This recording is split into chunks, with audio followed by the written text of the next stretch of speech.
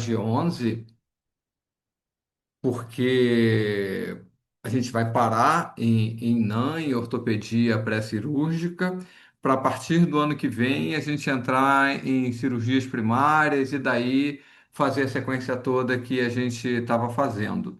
Então, nas primeiras a gente falou, há 2 semanas atrás, de anatomia, a gente falou um pouquinho do histórico, de como é essa equipe multiprofissional, transdisciplinar, interdisciplinar, enfim, da maneira que vocês possam entender que o que eu faço como ortodontista ajuda ou atrapalha o cirurgião plástico, a fonoaudiologia, enfim, todas as equipes que trabalham no paciente, com o paciente com fissura palatal, todas elas são interligadas e é necessário que exista intercomunicação com essas equipes para que o trabalho corra de maneira correta, tá? Então, hoje o capítulo 6 até o capítulo 11 ele fala um pouquinho de diagnóstico.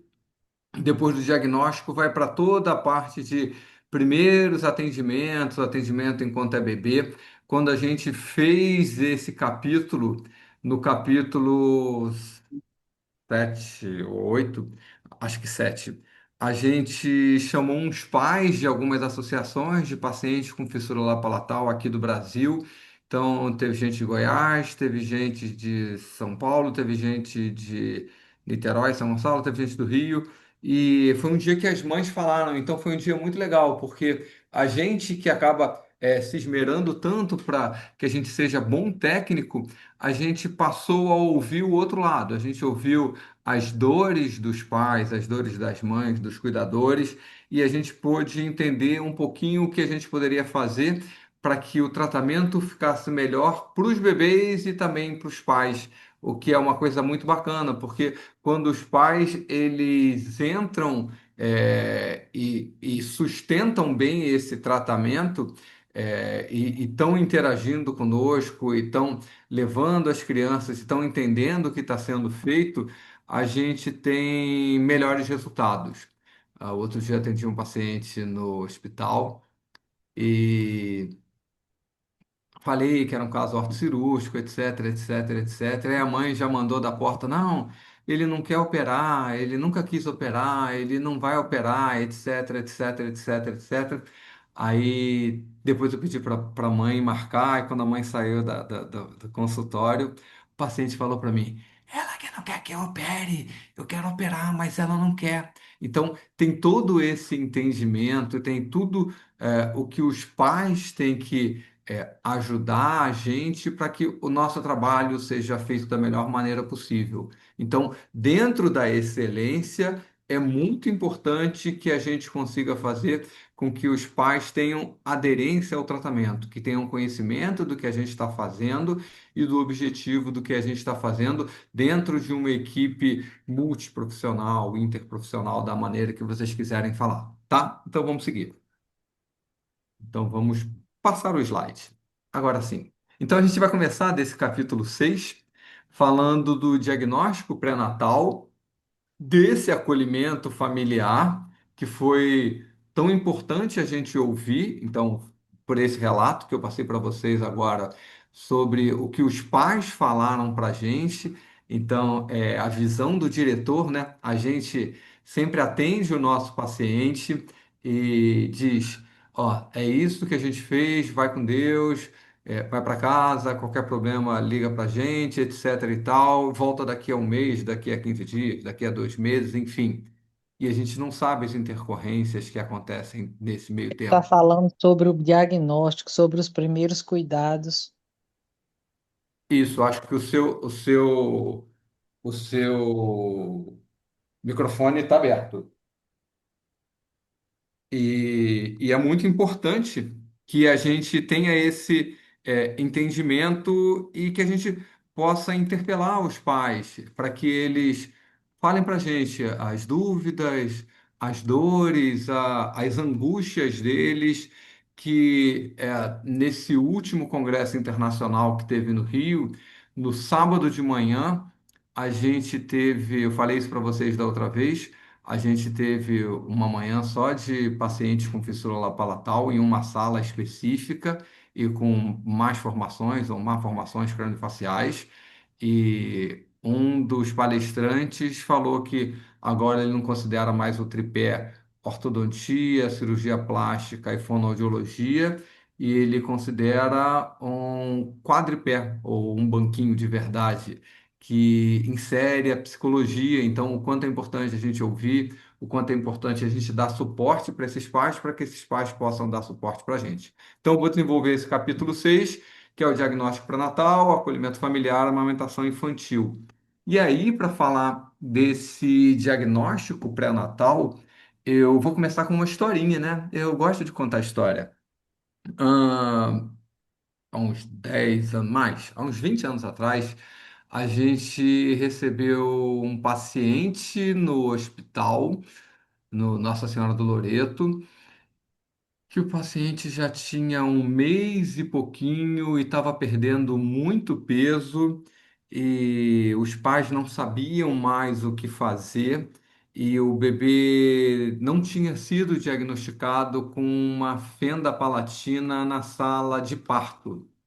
O bebê nasceu com uma fenda palatina e era uma fenda palatina completa que ia desde da úvula até o forame incisivo, então era uma fenda palatina de palato mole, de palato duro completa. Não foi diagnosticado pelo médico, o bebê foi para o quarto, do quarto ganhou alta e foi para casa. E em casa ele não conseguia amamentar, demorava muito, cansava, dormia. Quando amamentava, saía alguma coisa pelo nariz e a criança foi perdendo peso, perdendo peso, perdendo peso, perdendo peso, teve que ser internada. E uma vez internada, o pediatra da internação falou: Você não sabia que seu filho tem uma fissura de palato? Ah, não, não sabia, nunca ninguém me disse. E aí foi lá, mostrou e eles chegaram no hospital. E no hospital a gente colocou uma placa obturadora, a criança conseguiu mamar, ganhar peso, etc e tal e depois voltou para casa. Na verdade, ela já tinha ficado internada, já tinha ganho um pouquinho de peso, já estava um pouquinho mais esperta antes de ir para o nosso hospital.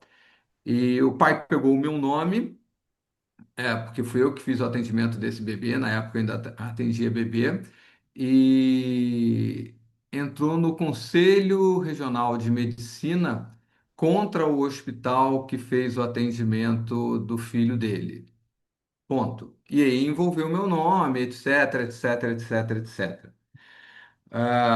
5 anos depois, o meu pai, ele era médico, o meu pai também se chama Akneive, eu sou Akneive Júnior, e o meu pai estava doente nessa época, meu pai tinha tido um AVC hemorrágico, não trabalhava mais, e recebeu uma carta do Conselho Regional de Medicina pedindo para que ele fosse até o Conselho Regional de Medicina, porque 5 anos antes, meu pai já estava doente há um certo tempo, ele tinha atendido um bebê e não tinha diagnosticado uma fissura de palato.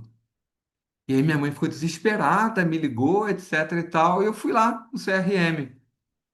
E chegando no CRM, eu me apresentei, para lá, fui saber da história e pegaram o que o pai entrou lá no conselho e deram uma invertida nas coisas que estavam escritas. Pelo nome Acneive, chegaram no nome do meu pai, que ainda estava inscrito no Conselho Regional de Medicina. E aí, na hora que o cara viu que não era nada daquilo, o cara praticamente rasgou na minha frente a punição que eles iriam dar lá para o meu pai, enfim. O que eu sei é que o hospital que o bebê nasceu depois de um tempo fechou e o bebê ficou bem, a família ficou bem, etc e tal. Então, eu acho que essa história é muito importante para a gente falar de diagnóstico. De um diagnóstico que ele pode ser um diagnóstico intraútero ou um diagnóstico na sala de parto.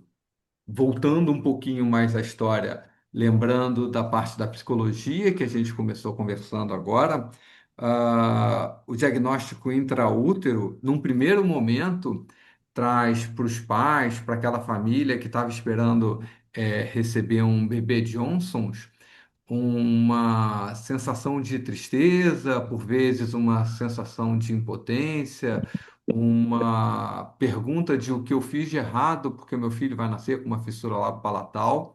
E porém, logo eles viram a chave. Eles, por vezes, fazem consultas de conhecimento para entender qual a fissura que o paciente tem, ver pacientes pequenos, um pouquinho mais velhos, um pouquinho já em final de tratamento, e entendem qual o caminhar todo do filho dele para fazer a sua recuperação. E com isso eles ganham uma força que até então eles não tinham e esquecem essa tristeza que acabaram de sentir no coração e ficam mais fortes. São pais que aderem muito ao tratamento do seu filho, tá?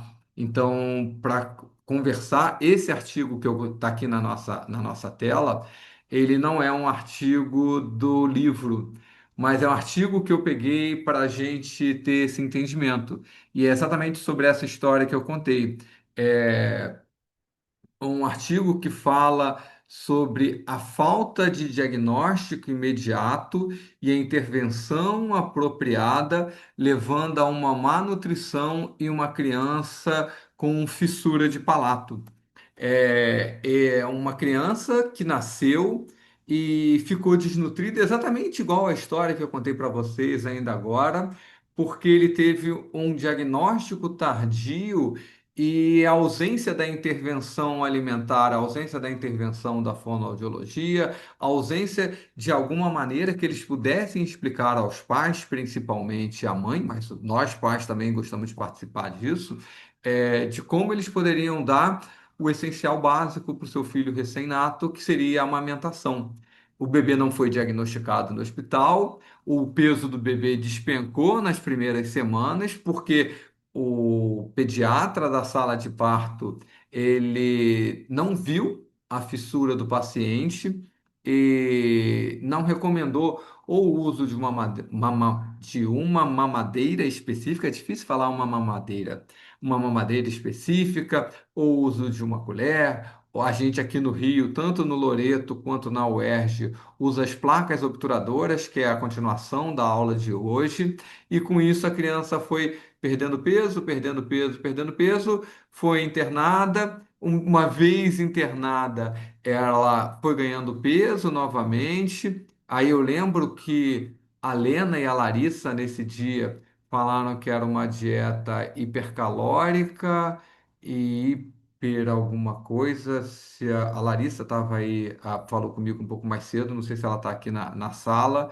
E se ela não tiver, eu vou perguntar a ela e a Lena, que a Lena falou alguma coisa no grupo hoje também, e eu boto isso no grupo para vocês, para que a criança ganhe peso. Eu lembro que no dia que a gente falou sobre isso, lá no ano passado, a gente teve a presença de uma nutricionista, acho que era nutricionista da época do Loreto, e ela esclareceu bastante coisa para gente, que foi uma coisa bastante legal. Escreveram aqui no chat a Larissa. Paraná, Paraná. Eu só não sei o que você escreveu, Larissa. Você deu um oi aqui. Acho que é hipercalórica e hiperproteica. Boa, Larissa. Obrigado. O Zoom é muito melhor do que o outro, né? Porque no Zoom, por menos que a gente interage, a gente está interagindo aqui com o que escreve, com o que faz, com o que acontece. E aí a criança vai melhorando, melhorando, melhorando. A criança aqui, nesse artigo americano, usou uma mamadeira adaptada. Esse artigo agora é de 2025. E o artigo mostra que é necessário o exame, que é um exame super simples. Abre a boca do paciente, coloca lá uma luzinha. Se o paciente tiver uma fissura de palato ampla, é muito fácil de ver. E se a fissura de palato for uma fissura de palato muito pequena, por vezes não atrapalha a mamada da criança. Ou se atrapalha, diminui um pouco a pressão da mamada, e aí a gente logo percebe e logo entra. Então, a importância do diagnóstico na sala de parto, quando é uma fissura de palato. quando é uma fissura de lábio, quando é uma fissura de lábio e palato completa, unilateral ou bilateral, ela é muito fácil de ser enxergada, porque ela aparece na face. E eu achava quase impossível que conseguissem diagnosticar fissura de palato na ultrassonografia. E eis que, deixa eu passar. E eis que, fazendo pesquisa para o que eu estou escrevendo no mestrado, eu me deparo com esse artigo daqui, de uma revista específica de ultrassonografia, de agora, de 2025, escrita pela Simenova Brachot, que fala do diagnóstico da fissura palatina isolada, diagnóstico fetal da fissura palatina isolada, usando um ângulo do palato posterior. E o artigo descreve o desenvolvimento de uma técnica para o diagnóstico pré-natal da fenda palatina isolada, que é muito difícil de ser vista por uma ultrassonografia, daquela ultrassonografia, não uma ultrassonografia 3D que a gente vê flocos crocantes, chocolate Nestlé, que vê a face da criança como vai ser quando ela vai nascer, e sim de uma ultrassonografia bidimensional, aquela ultrassonografia antigona, que parece um videogame Atari, né? Que é tudo quadradinho, tudo meio difícil de ver.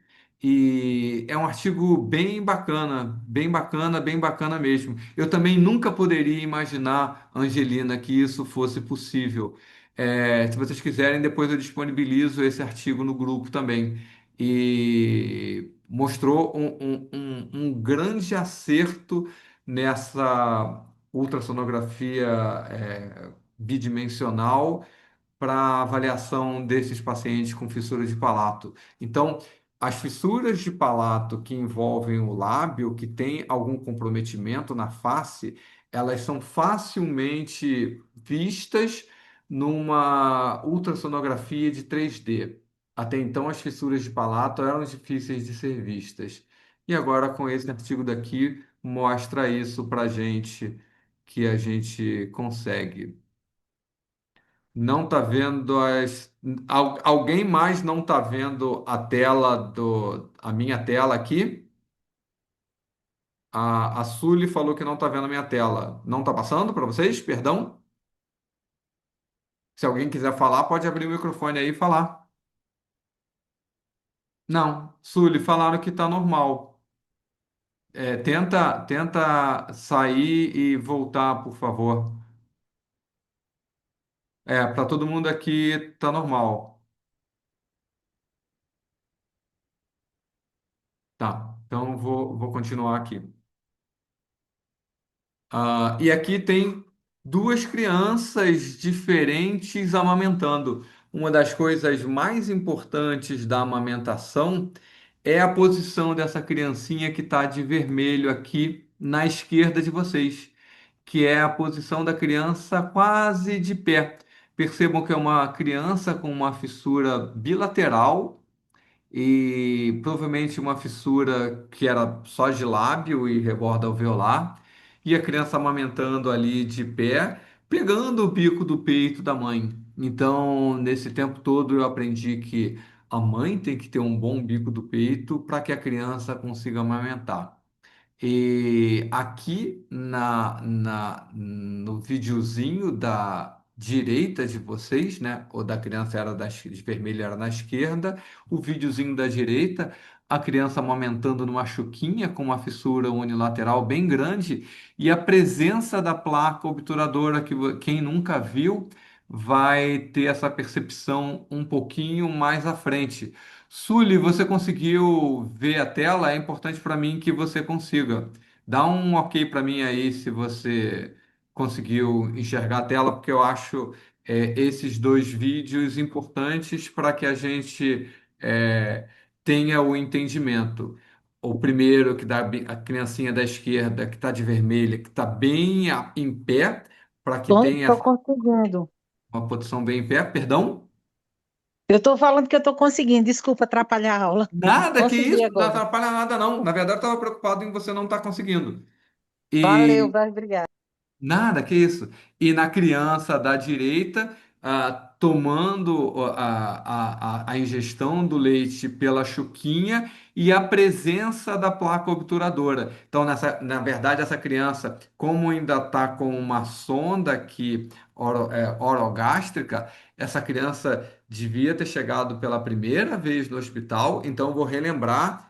Aliás, não vou relembrar, que a gente vai falar isso um pouquinho mais à frente. A criança chega para a gente no hospital, às vezes chega de sonda, amamentando por essa sonda, porque por muitas vezes no hospital eles têm medo de dar uma chuquinha da criança tentar pegar o peito, porque acham que a criança vai engasgar, acham que a criança não vai conseguir fazer a sua amamentação, mesmo que às vezes a criança tenha uma fissura bilateral de lábio, uma fissura grande de lábio rebordo alveolar, sem o comprometimento do palato.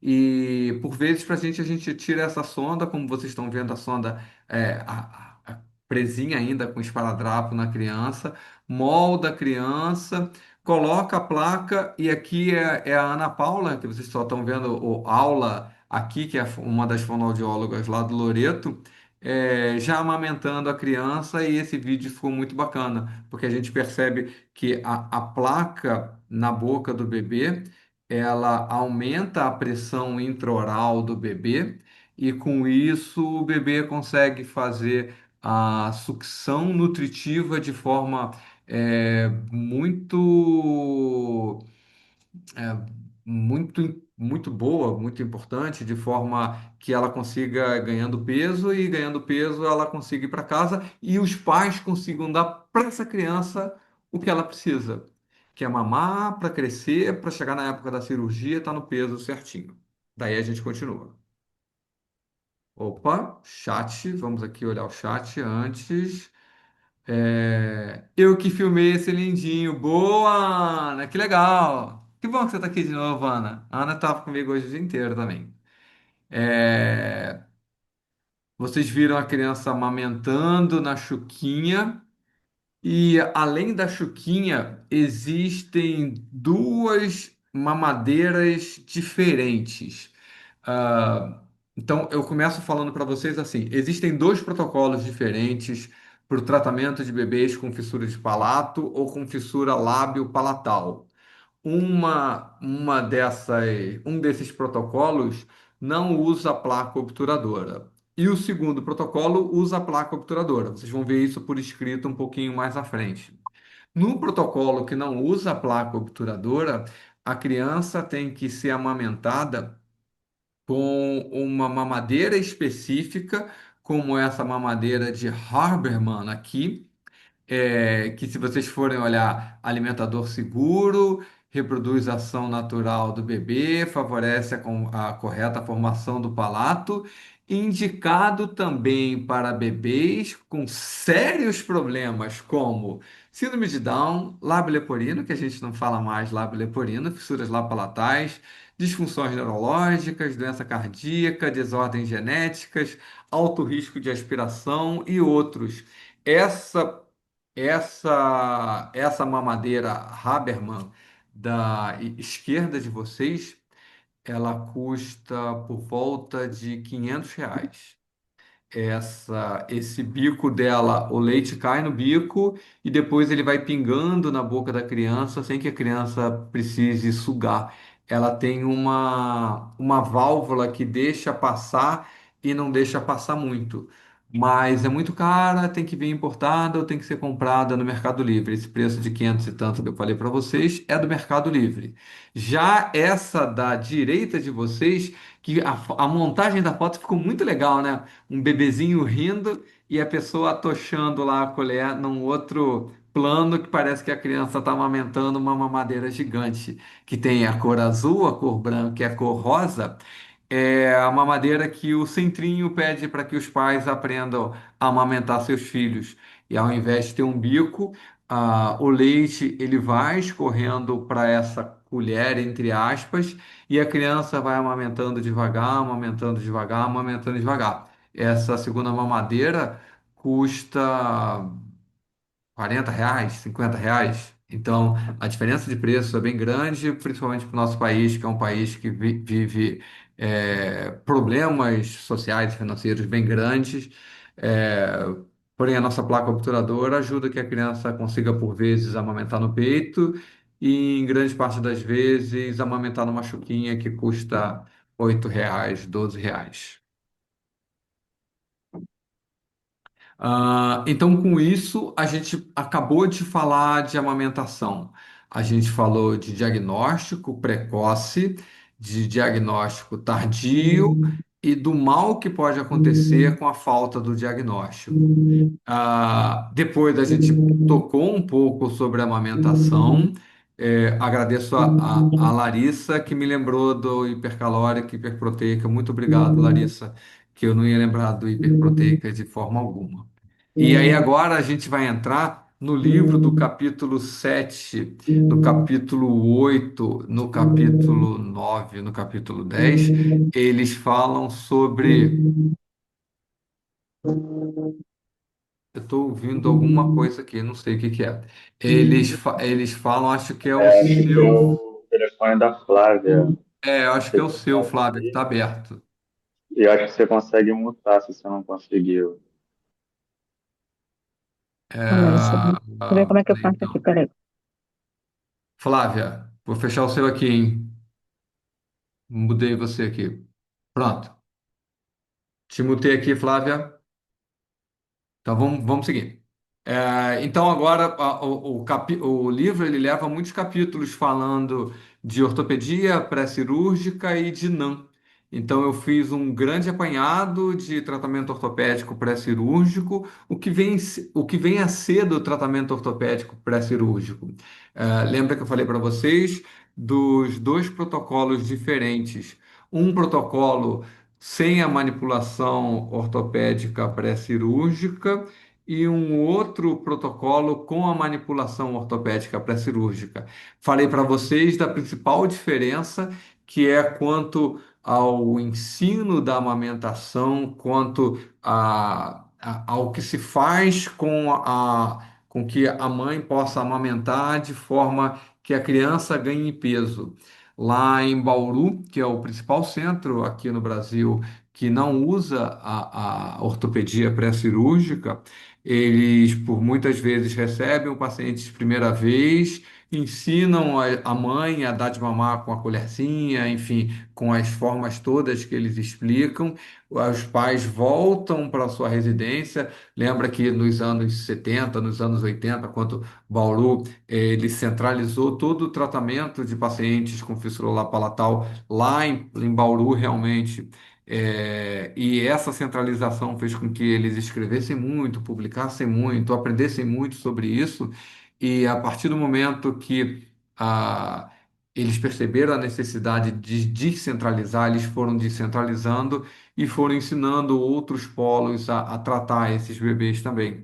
E com essa centralização, eles por vezes recebiam os bebês de volta aos 3 meses de idade. Então, guardem esse ponto. Então, quem não faz o tratamento ortopédico pré-cirúrgico atende o bebê volta para casa depois da estimulação fonoaudiológica, avaliação da amamentação, e aí faz a queiloplastia, a cirurgia do lábio, a partir dos 3 meses de idade. E aí, às vezes, a criança, quando voltava lá para Bauru, aos 3 meses de idade, estava uma criança de baixo peso. E aí ficava internada em Bauru, fazia, muito obrigado, Larissa, uma dieta hiperproteica, hipercalórica, de forma que ela rapidamente ganhasse esse peso e pudesse operar aos 3 meses de idade, depois fechando o palato aproximadamente aos 12 meses de idade. A gente aqui no Rio, tanto lá no Loreto quanto lá no SETAC, lá na UERJ, a gente faz uso da manipulação ortopédica pré-cirúrgica. E o que é essa manipulação ortopédica pré-cirúrgica? Ela consiste do uso daquela placa que vocês viram o bebê naquele vídeo que estava exatamente onde está essa tela azul desse quadro que vocês estão vendo na tela de vocês. E ela principalmente tira a língua de dentro do rebordo alveolar. porque a língua, quem nunca teve alguma coisa que ficou presa no dente e ficou passando a língua o tempo inteiro ali naquela coisa que estava presa no dente? Quem nunca ouviu falar que a língua no nosso organismo é a parte que mais tem terminações nervosas, é a parte que mais sente o tato. Então, quando existe a fissura no rebordo alveolar, a língua fica encaixada. Vocês vão ver uma foto dessa um pouco mais à frente. E uma vez a língua encaixada ali e a musculatura puxando para um lado e puxando para o outro, que a gente mostrou para vocês na parte de anatomia, na revisão passada, a fissura fica aberta. E aí, quando você coloca a placa e você tira a língua, você permite, através de uma manipulação, dessa manipulação ortopédica, mais uma manipulação tecidual, que essa fissura vá fechando e chega aproximadamente aos 6 meses de idade, o rebordo está muito mais junto. Vocês vão ver isso em foto. Então, a diferença do lado esquerdo de vocês, que é o tratamento sem a manipulação, para o tratamento com a manipulação, que é assim que a gente recebe a criança, a gente molda a criança. Quando ela tem uma fissura de palato ou uma fissura que envolve o rebordo alveolar e o palato, né, uma fissura transforame incisivo uni ou bilateral, ela passa pela estimulação fonoaudiológica, os fonoaudiólogos ensinam a criança a mamar, a mãe e ao pai a darem de mamar para essa criança, e ela demora um pouquinho mais a fazer a primeira cirurgia dela, até os 6 meses, para que exista realmente essa alteração da forma, que mude um pouco o formato dessa maxila e ele volte a ter um formato mais próximo do normal, porque pela presença da fissura, principalmente em pacientes com fissuras unilaterais completas, ao nascer, essa maxila é muito maior, tanto para frente quanto lateralmente. E aí, quando você coloca essa placa, você tem uma remodelação dessa maxila e ela tem uma alteração de forma muito consistente. E aí a cirurgia do lábio passa a ser aos 6 e a cirurgia do palato passa a ser aos 12 meses de idade. E como é que a gente faz essa moldagem? Essa moldagem antigamente era feita com alginato e era muito ruim, muito perigosa fazer com alginato.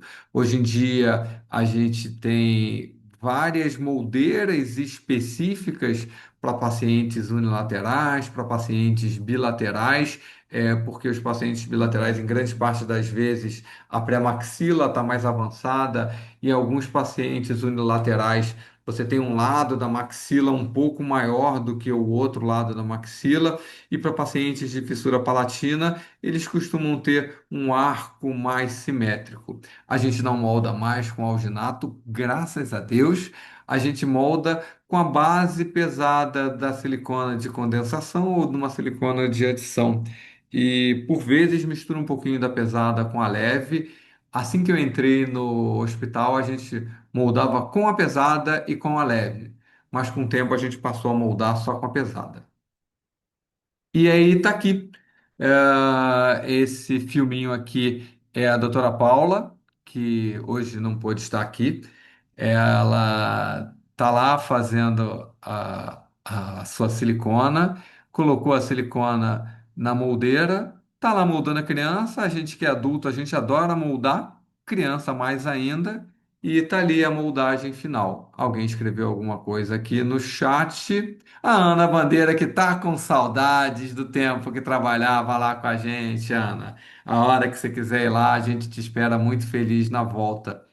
E é isso, eu acho que tá mesmo, pô, que legal, Ana.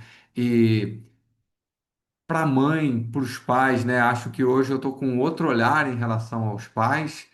É muito confortante ter um bebê bonito desse indo para casa com uma fissura bilateral incompleta e a mãe e o pai ter a certeza que eles conseguem dar o que o bebê precisa, que é a amamentação para o bebê crescer e crescer bem e poder operar na época correta. Lembrando que quanto mais na época correta o bebê opera, melhor é o crescimento da criança, desde que seja operado por um médico especialista.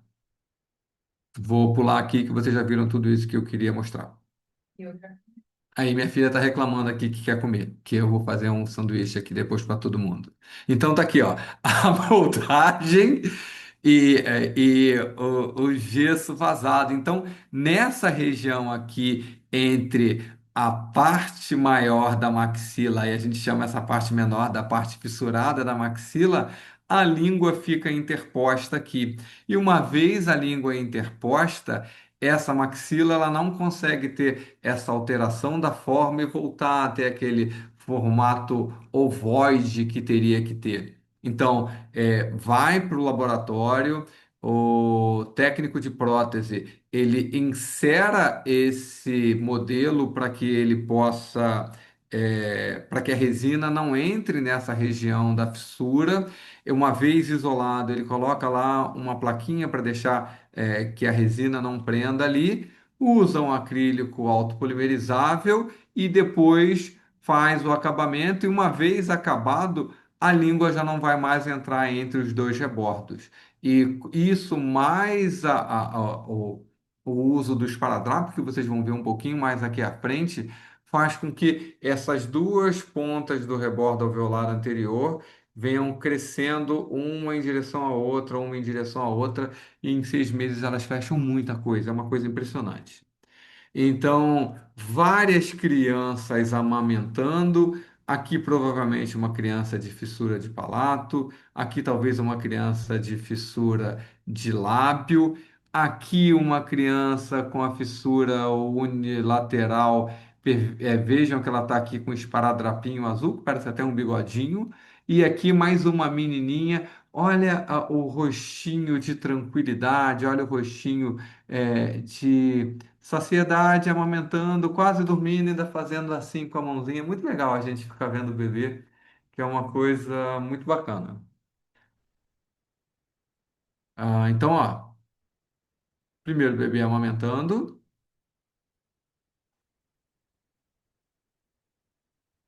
o terceiro bebê amamentando. Não sei por que o teu segundo bebê não quis amamentar. E o quarto bebê lá amamentando, feliz da vida.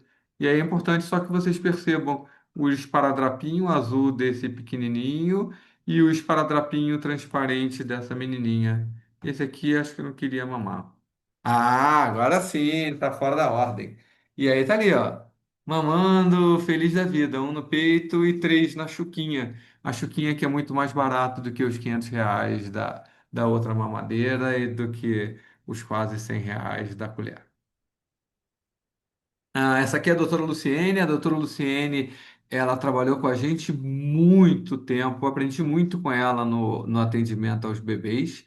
Ela já se aposentou. Então tá aqui a placa instalada. E aí vem a pergunta de vocês.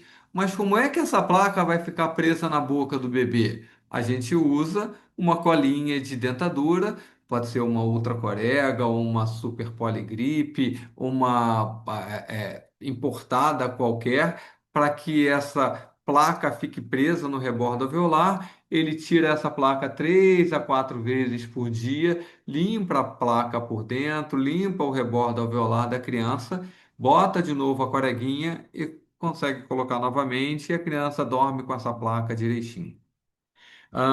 Vejam que o primeiro aqui está usando um micropore e está com um NAN. Olha que bonito esse NAN dessa criança. Eu vou até aumentar para vocês verem que a gente vai falar de NAN um pouquinho mais à frente. Olha o NAN dele aqui, ó, preso, moldando a narina dessa criança enquanto ela cresce.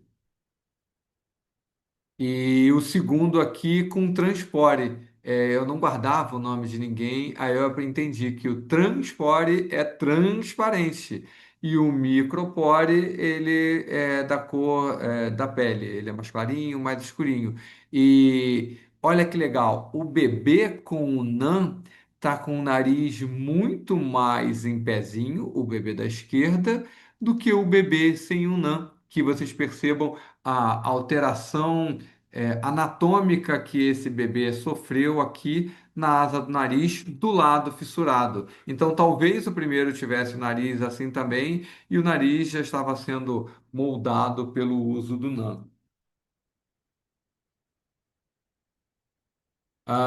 Hoje, lá no hospital, estão usando aquelas fitinhas de kinesiotape, que tem uma certa elasticidade para emular a musculatura do orbicular dos lábios. Lembra que numa fissura unilateral, quando a criança faz esse movimento assim com a boca, o lado não fissurado, que é o lado maior, puxa para um lado, e o lado fissurado, se for uma fissura esquerda, puxa para o outro lado. Por isso a gente tem essa asa do nariz do lado não fissurado tão diferente da asa do lado não fissurado. E o NAN ajuda muito a melhorar isso, junto com essa fita que a gente usa para mobilização tecidual.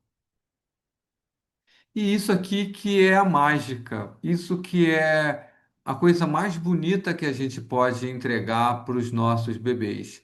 Percebam que outubro, novembro, dezembro, janeiro, fevereiro. Eu sou ruim de matemática, mas eu contei 6 meses aqui. E nesses 6 meses, talvez essa fissura desse bebê tenha fechado uns 8 milímetros, uns 9 milímetros. Lembrando que tudo que eu mostrei para vocês do uso dessa placa até agora é a placa feita como era feita há 30 anos atrás. E hoje já existe um grande estudo sobre essa placa sendo feita de forma digital. A gente está começando a estudar isso. Se Deus quiser, para o ano que vem é daqui a 4 semanas. Talvez para o final do ano que vem a gente tenha alguma coisa legal para mostrar para vocês. E mais um, agora de uma criança com uma fissura Aqui, bilateral. Neive, rapidinho. Percebam que o bebê bilateral, por vezes, ele é muito mais difícil de manipular do que o bebê unilateral. Percebam que esse bebê bilateral, a pré-maxila estava totalmente desviada para o lado direito, né? Aqui é direito, aqui é esquerdo, para o lado direito da criança. O lado esquerdo estava totalmente acometido pela fissura, sei lá, uns 20 milímetros aqui. De agosto para setembro, olha o quanto fechou, só em tirar a língua, só em colocar a placa e a língua sair e deixar de empurrar aquela maxila para um lado e aquela maxila para o outro. Então, agosto, setembro, outubro, novembro, 4 meses. Olha como é que já está fazendo um desenho de arcada. Novembro, dezembro, janeiro, fevereiro. Agosto, setembro, outubro, novembro, dezembro, janeiro, fevereiro. 6 meses de novo. Tomara que minha matemática esteja certa. E a gente sai de uma maxila com uma alteração de forma muito grande, e ela em fevereiro já está com uma morfologia bem dentro do que a gente poderia esperar. Então, o uso da ortopedia pré-cirúrgica, ela ajuda de várias maneiras. Primeiro, a amamentação. E grande parte dos estudos que são feitos, eles são feitos estudos quantitativos. O que é um estudo quantitativo? Eu pego a criança que fez o uso da placa ortopédica pré-cirúrgica e pego a criança que não fez o uso da placa ortopédica pré-cirúrgica. Vejo como foi a cirurgia de uma, vejo como foi a cirurgia de outra e comparo as duas aos 5 anos de idade. Como é que está o crescimento da face dessa criança aos 5 anos de idade? Será que o uso da ortopedia pré-cirúrgica ajudou ou não ajudou essa criança no crescimento facial? E aí eu vou dizer para vocês que não ajuda no crescimento facial. Toda criança que nasce com fissura lábio-palatal transforamen, ou seja, uma fissura que envolve o lábio, o rebordo alveolar e o palato, ela tem uma deficiência de crescimento póstero anterior do terço médio. Algumas mais, algumas menos.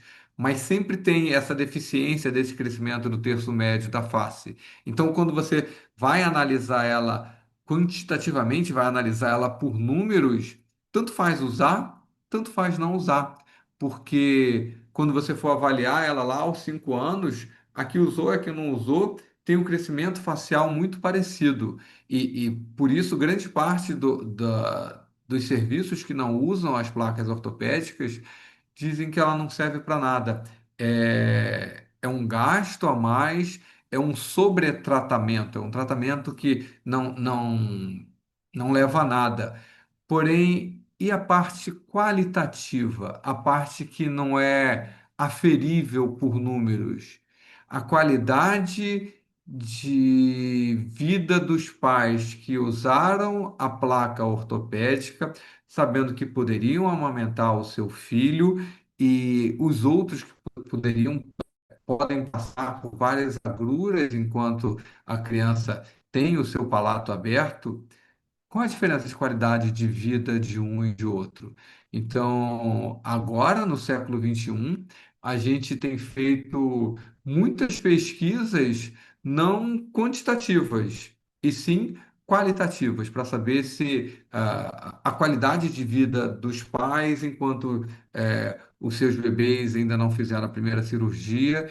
E os pais que usam as placas obturadoras, a gente teve essa resposta dos pais naquela reunião que eu falei para vocês, que a gente fez com as mães de bebês com fissura palatal, que falaram que foi ótimo, que não tiveram intercorrência, que conseguiram usar bem e que para a gente é uma coisa muito bacana.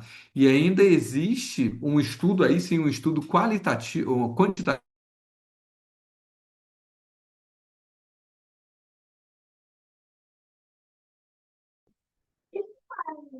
Que neve caiu, pelo visto, né? O meu caiu. Eu vou voltar Ah. de novo aqui. A minha internet aqui, perdão, gente. Kaká, deixa eu aproveitar e dar uma intervenção aqui rapidinho, Claro. quando você se reorganiza. Deixa eu só sair aqui de perto que tá dando eco. Vamos lá. Outra questão importante para avaliar, né,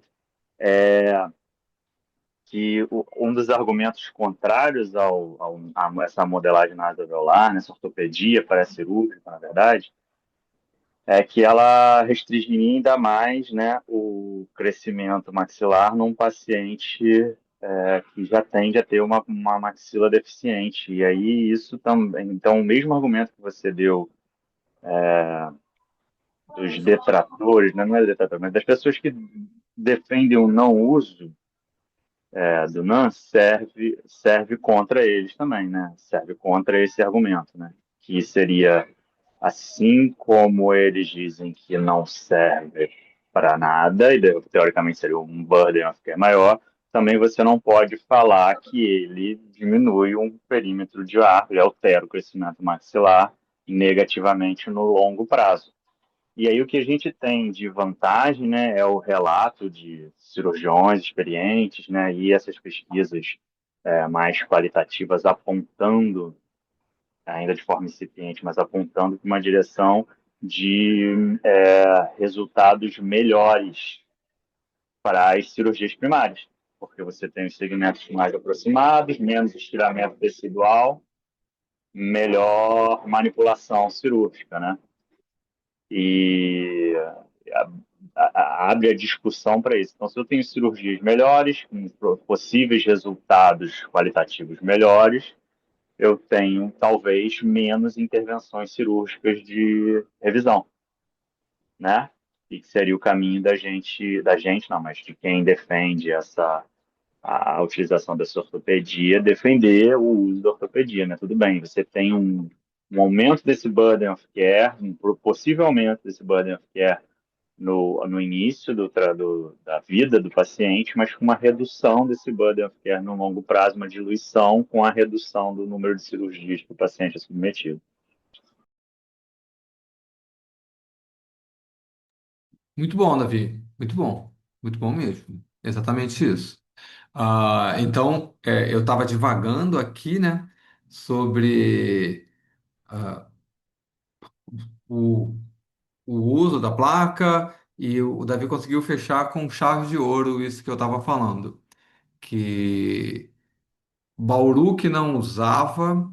Bauru tem um centro avançado lá em Joinville, bela cidade, Joinville. Eu fui lá conhecer uma vez num congresso e eles estão fazendo uma pesquisa lá na cidade de Joinville, no centrinho de Joinville, sobre as placas de ortopedia pré-cirúrgica, mas eles usam algumas placas diferentes da nossa. A gente usa uma placa bem passiva, eles usam uma placa mais ativa que eu acho que a gente vai ter foto aqui mais para frente.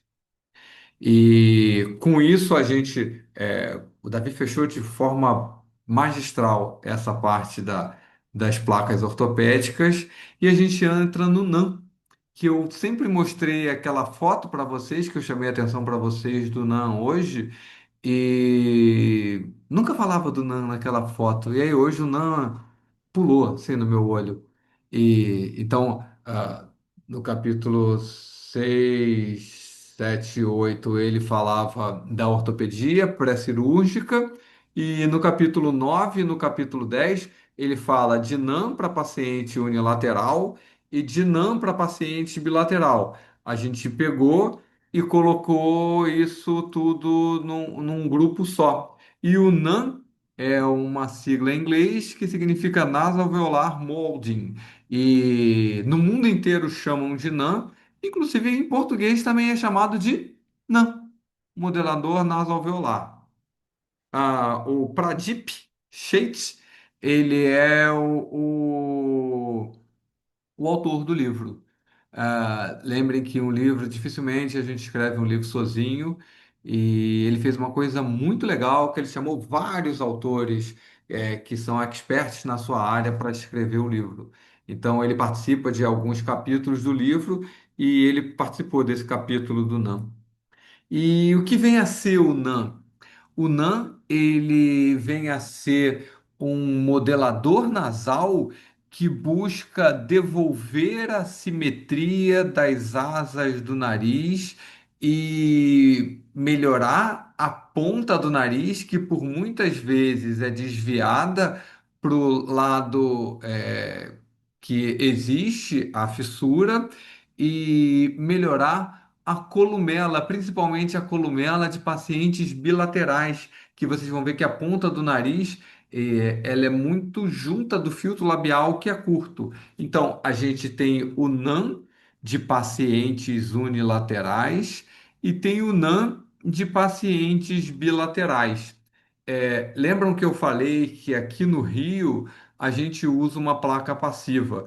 Vocês viram vários vídeos, inclusive um vídeo filmado pela Ana Maria, que está presente aqui, em que todas as crianças estavam com um semblante, eu chamei a atenção disso para vocês, com um semblante bem tranquilo, usando essas placas obturadoras e a sua manipulação tecidual com o esparadrapinho daquele azul, que eu chamei a atenção, que falei que parecia um bigodinho, que é o kinesiotape, ou um transpore, ou um micropore.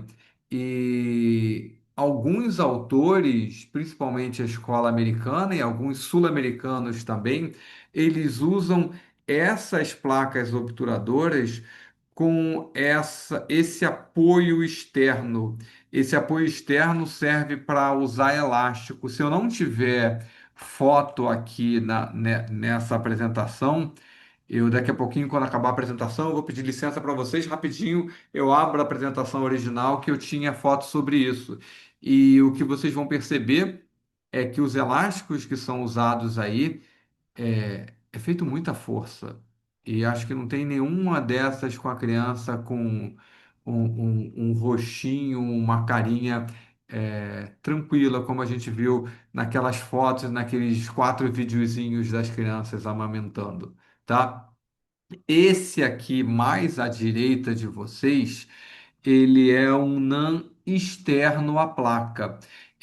Esse NAN, ele é vendido por uma empresa americana. Me fugiu o nome dele, se o Davi lembrar, se a Larissa lembrar, se a Ana lembrar, se vocês quiserem falar, podem falar. daqui a pouquinho talvez me venha o nome dele na cabeça, em que você já tem esse NAN pré-fabricado, ele é puxado com um elástico para o lado contralateral do lado fissurado, enquanto você faz a mobilização tecidual. Vejam que tem bastante força nessa mobilização tecidual aqui.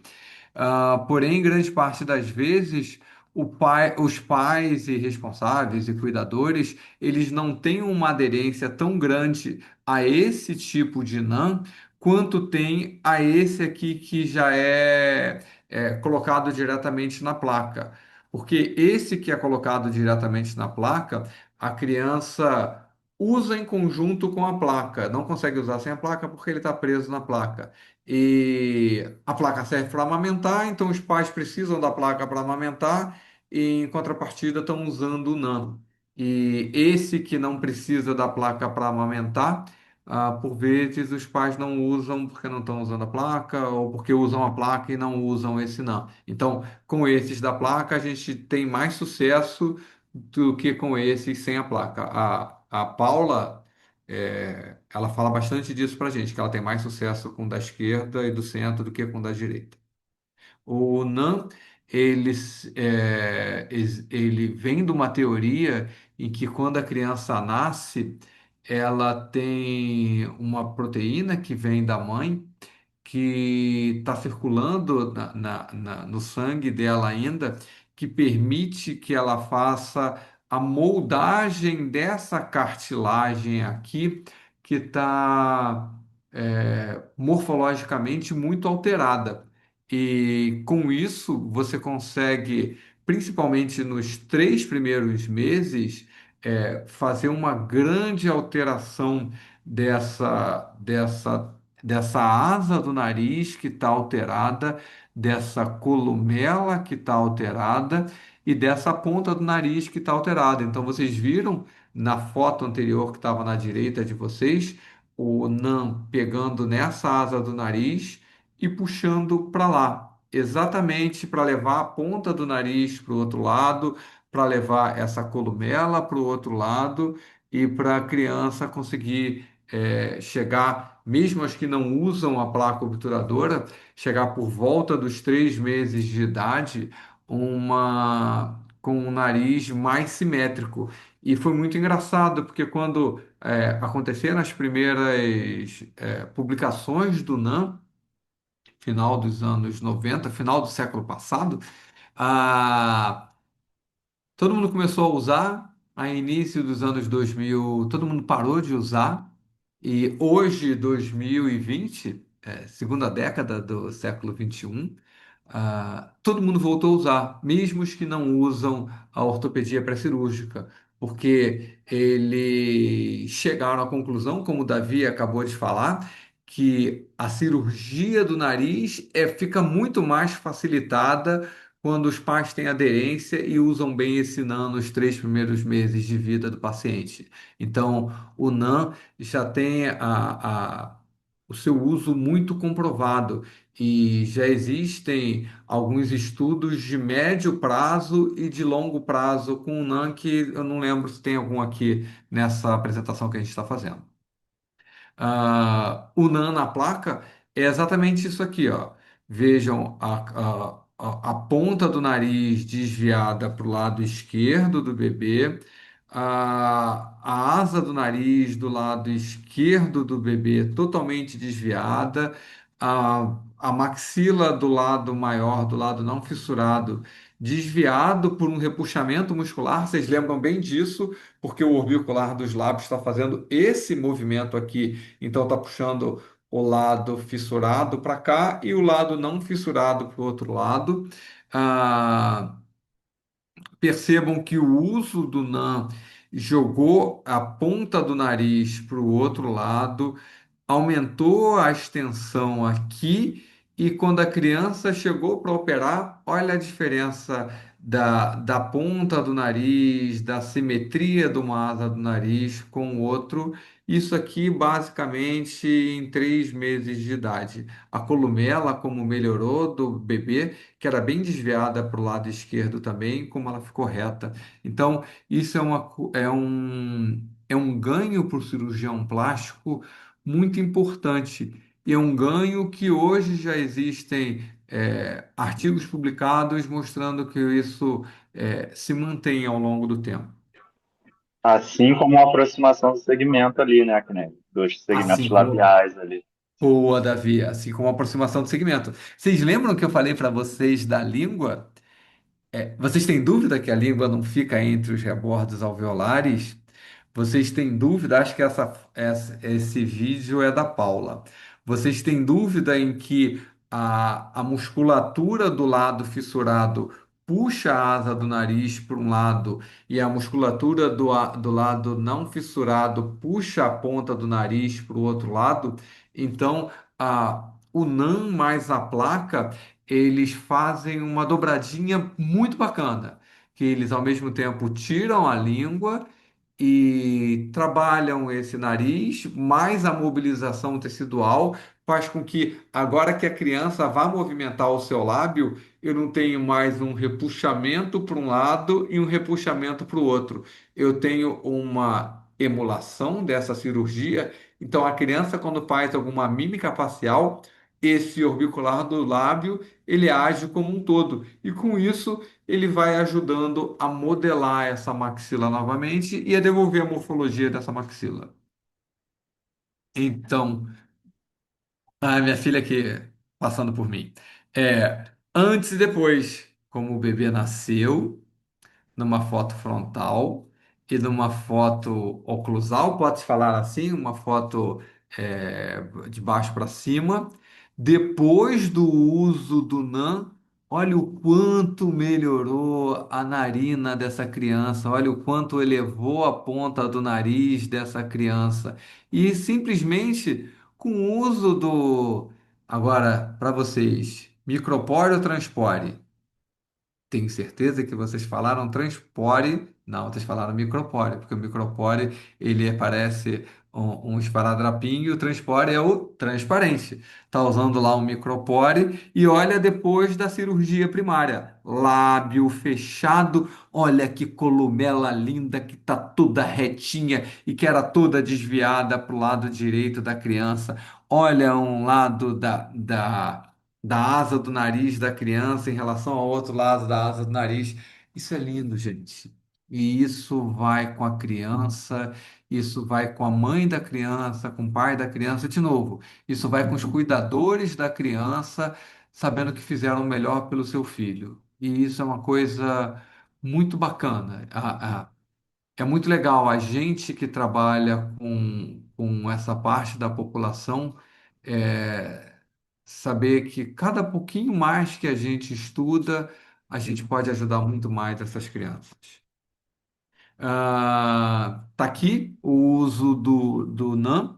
O NAM é quando é usado assim com esses fiozinhos que parecem uma anteninha, eles em grande parte das vezes são ativados uma vez por mês. Ou seja, o Davi estava falando de burden of care paciente, tem que ir todo mês lá no serviço. Quando é usado aquele que é externo, que é contralateral, preso no lado ao contrário da fissura, ele é preso com um elástico. Então, o próprio elástico já faz a ativação e o paciente não tem que ficar voltando ao serviço sempre. Mas esse com as anteninhas que são ativados mensalmente, eles têm um resultado muito melhor. Até porque o carocinho de feijão que fica dentro da narina ele molda como vocês viram no desenho anterior. Então tá aqui, isso é uma foto do livro azul, mostrando como era no início, como essa ativação para frente está moldando a columela e está jogando a ponta do nariz para frente, para que no momento da cirurgia ele consiga fazer a cirurgia já com uma nova conformação da narina dele e da ponta do nariz. Olha que legal quando a gente tem eu vou cortar aqui. quando a gente tem uma foto com. Aqui, o meu aqui da foto, ele tá bonitinho no olho da criança. E agora eu vou botar novamente aqui para passar. Ah, porque ele saiu. Perdão, peraí. Deixa eu fazer uma coisa aqui, gente. Desculpa. Aí eu só vou pedir para vocês não tirarem a foto desse bebê. Voltou a aparecer minha tela para vocês? Sim ou não? Ainda não. Então, peraí. Deixa eu voltar a aparecer aqui. Share. Pronto, agora voltou. Sim? Agora sim. Sim, valeu. Obrigado. Aí. Então, um bebê bilateral recém-nascido.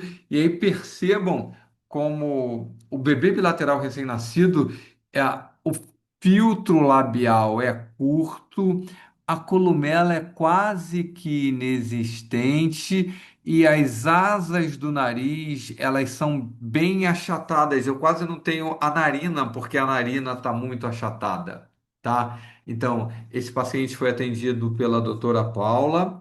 Ela moldou, perdão, ela moldou para colocar a placa e já na placa colocou lá as duas anteninhas fazendo exatamente aquele movimento que vocês viram no desenho que a gente passou ainda agora. E então vocês têm o claro entendimento que esses dois feijõezinhos que estão na narina do paciente, eles estão puxando a narina do paciente para frente, tá? Então, dando ao paciente, vou voltar à foto anterior, que não tinha columela nenhuma, em que a narina era extremamente achatada de um lado e de outro, um desenho de narina super bonito, ao mesmo tempo a mobilização tecidual fez com que essa pré-maxila viesse mais para a posição, vou voltar lá à primeira foto, que ela era um pouquinho anteriorizada.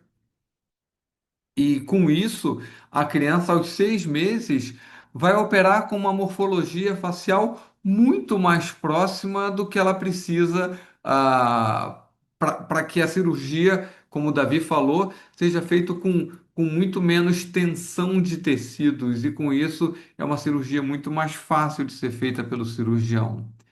E o bebê era assim, como está na esquerda de vocês, e assim que ele operou, olha como era, como ficou com o uso do NAM e no pós-cirúrgico imediato.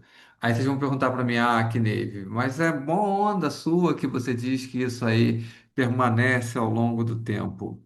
Esse paciente, hoje em dia, ele ainda é atendido por nós, é atendido por mim lá no Loreto. E percebam que os pacientes com fissura bilateral, que lá no início do tratamento tinham o filtro labial curto e a columela bem curta, a columela se manteve, a narina aberta se manteve, porém o nariz continua curto para frente e o lábio superior curto, mas é uma criança que está muito bem resolvida na vida dela, uma mãe feliz, uma mãe que está estudando nutrição, está quase se formando e que diz que quer trabalhar também com um paciente com fissura palatal.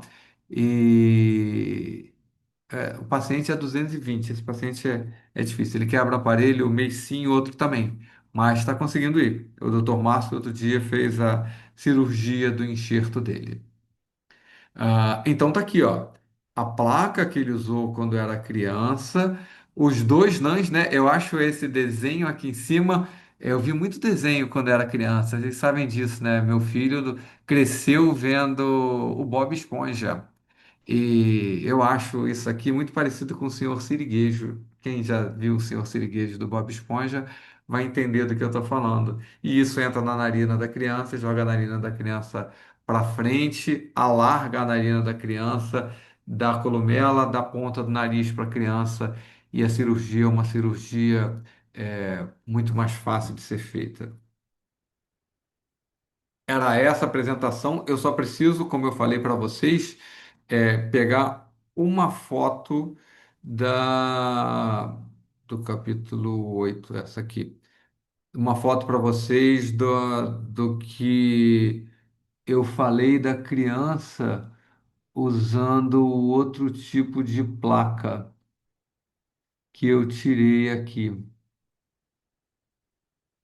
Deixa eu ver se eu acho essa aqui, pode ser.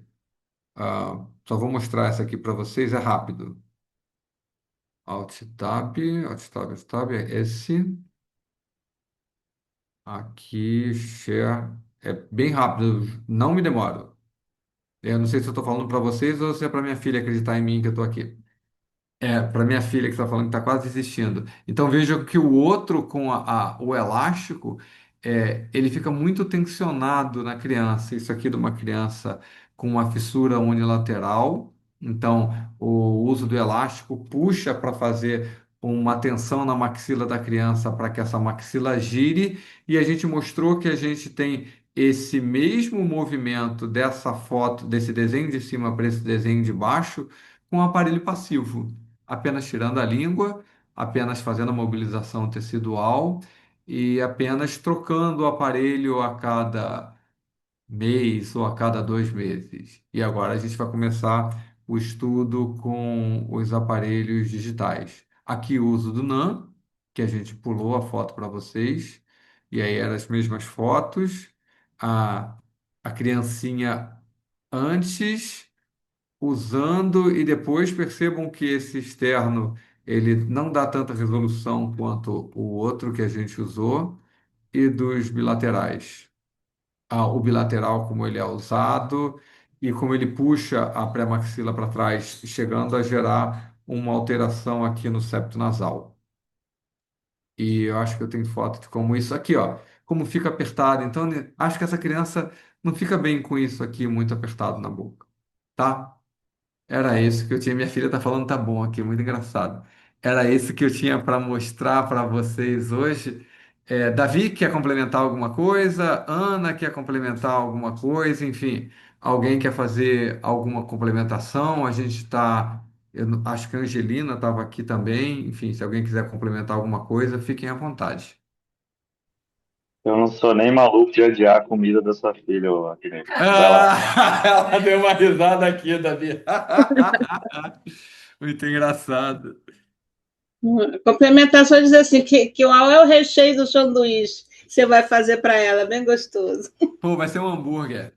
Ai, Aí já, beleza, já hein? tirou a carne, já comprou cebola, alface, comprou um monte de coisa, pão, já tá ali tudo prontinho para fazer.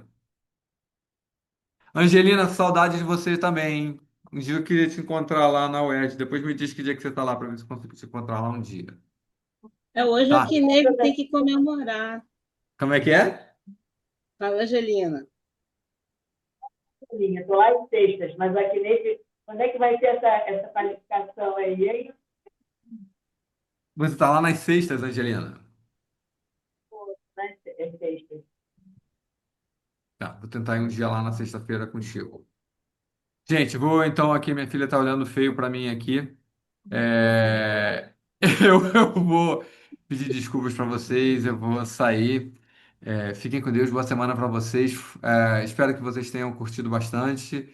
E eu acho que a gente volta agora no ano que vem, já para falar da ortopedia digital e das primeiras cirurgias. Tá bom? Grande abraço, gente. Fica com Deus. Beleza, Até a obrigada. próxima.